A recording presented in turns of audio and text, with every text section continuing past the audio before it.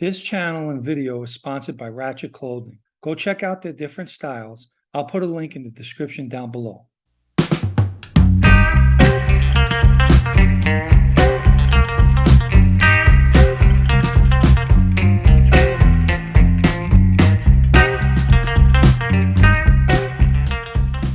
On December 21st, 2018, former President Donald Trump signed into law the First Step Act, allowing eligible inmates the opportunity to earn between 10 and 15 days of good time every 30 days of successful participation in evidence-based recidivism, reduction programs, and productive activities. These credits are earned by inmates considered to be at low risk. Today, we're going to be speaking about Vito Guzzo, who just put in for compassionate release. I've covered Vito in a few videos, and I'll put the links down below in the description. In 1998, Vito Guzzo pled guilty to 5 murders and accepted a 38-year sentence. I remember the government originally offered him 20 years to plead guilty, and he refused to take it. The government then upped their ante and making their plea offer 40 years. After changing his defense lawyer, they were able to get the government to shave 2 years off of that offer, and they accepted a 38-year plea. Originally, he was facing life in prison or the death penalty. So now Vito and his lawyer just filed for compassionate release. The qualifications are as follows: terminal medical condition,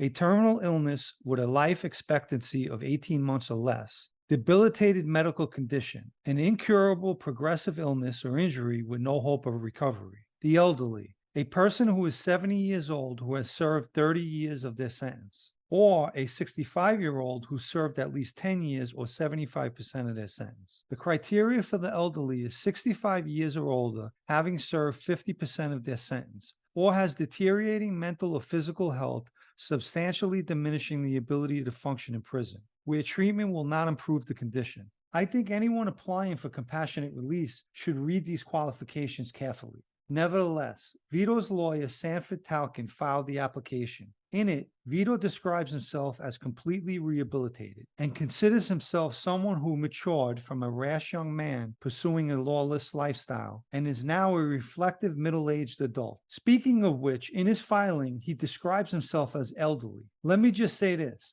Vito's a few years older than me, and I can confidently say that I do not consider myself elderly. Also in the filing, he mentions taking over 100 classes, and as far as his disciplinary record, he had only a few minor infractions. One of those minor infractions took place on March 14, 2015, when a brawl ensued between the Italian and Albanian inmates at Danbury Federal Prison. He also mentions injuries he received from 2 separate attempts on his life. Both took place prior to his incarceration. One injury was his losing an eye and also partial removal of his left lung. According to him, he feels exposure to the pandemic illnesses can put his life in jeopardy. Federal prosecutors mentioned in their filing Vito's induction ceremony into the Colombo crime family that took place in Danbury Prison. I'll add a link for that video as well. They also mentioned besides swearing allegiance to a family, he's also agreeing to commit murder if asked to by the family. Years ago, when I delivered a message to help Vito get straightened out, I knew it was a mistake. After doing all that time, he should just come home and enjoy his life. The last thing that he should want to do is be involved in that life. Maybe he is rehabilitated or a reflective middle-aged adult.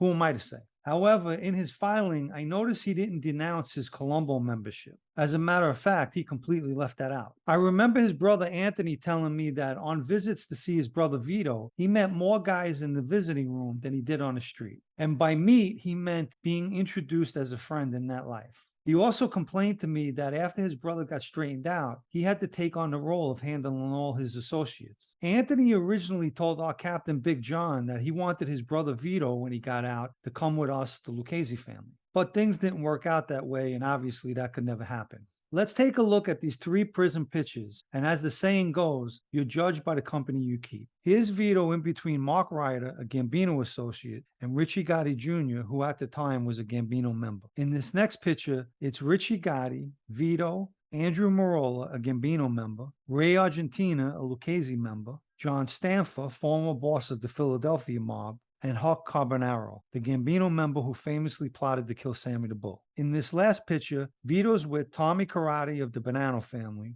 John Papa, a Colombo associate, Gambino captain Bobby Cabert, former Colombo acting boss Vic Arena, former Philly boss John Stanfa, and Lucchese member Anthony Senta. So from the looks of the company he's keeping in prison, the associates he has his brother Anthony handling, and the visiting room introductions, I would have to surmise that Vito wants to hit the street and start putting that prison button to good use. His request will be reviewed by Judge Margot Brody, but as of now, his button will have to wait until November of 2026, which is his release date. For the record, guys like Bobby Manna, who's in his 90s, and Vic Arena, who's in his late 80s, both of whom applied for compassionate release and were denied. Pete Gotti was in his 80s when he was denied and passed away soon after. Personally, I think there's more guys in the system who meet the criteria for compassionate release rather than Vito Guzzo and guys like Bubsy Castelli. I hope you enjoyed this video. Please remember to hit the like button. If you haven't subscribed, you could do that as well. If you think friends and family might enjoy it, please share it and thank you. Once again, I want to thank all the new subscribers to the channel, and I thank all the old subscribers as well. Okay, till the next time.